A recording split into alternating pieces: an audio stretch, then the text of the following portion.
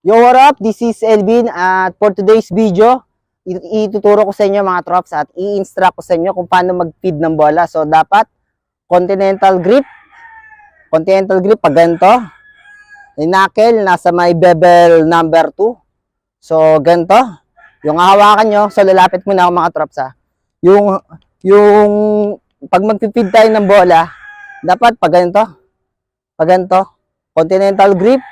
Open nyo lang ng konti yung raketa. Sabay tutok nyo sa bola. Sabay tulak. Ganun. Tulak nyo. Ganun lang. Yung iba nag-feed na hanggang dito. Okay, nasanay sila sa ganun eh. Kasi mga trops, itong kadla sa mga video kasi para naman ito lahat sa beginners eh. So, wag tayo sa advance para sa mga gusto matuto ng tennis, sa mga beginners. So, banda rito lang muna. Tutok mo yung bola pag ganito, sabay tutok mo sabay string, sabay push.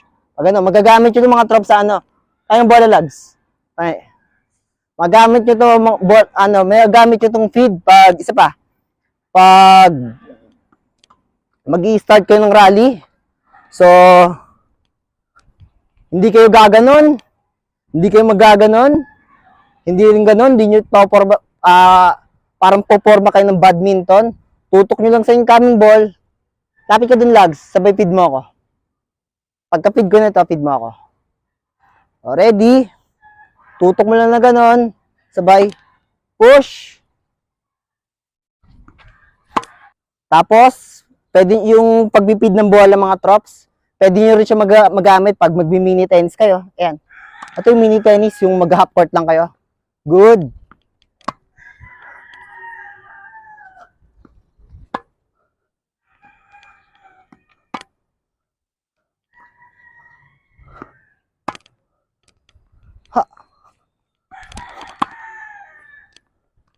Pag ito mga trops, pag ganito, ulitin ko lang, baka nakakalimutan nyo, huwag masyado malaki.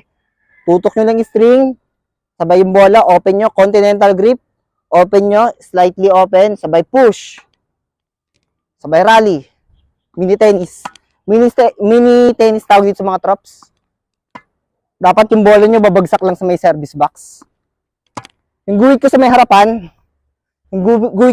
ayun yung service box, hanggang dyan lang. Pag nagmi-mini tennis naman kayo mga trops, practice nyo dito yung control. Yan. Ginagamit siya pang warm up.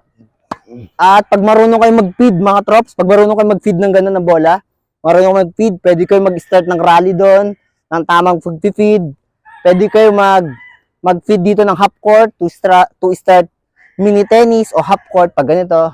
O yung mas advanced, pwede kayo magturo ng tennis. Makokontrol nyo yung bola kasi hindi pwede naka-forehand kayo. Masyado malakas. Hindi man pwedeng i-smash nyo yung ganun. Mabibigla naman yung client nyo. Tutok nyo lang ganun. Ganun. Ready. Okay, ready. Eyes on the ball. Kunyari ako. Hindi man to kunwari. Talagang trainer talaga ako. Ako talaga yung coach eh. Kunyari may client ako. Gamit ko yung tamang pag-feed.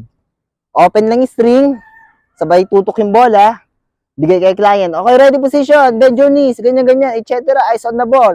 Okay? Take your racket early. Take your back. Okay, back swing. Take your racket back early. Okay, eyes on the ball. Ready? Ganon, etc. Pag ganun, di ba? Kunyari, nag-instruct ako. Good. Mas mahaba. Haba mo pa. Ready? Good. Net clearance. Good. Sige, last 3 na pasok. Ready? 1, 2, 3. Very good. See you in court.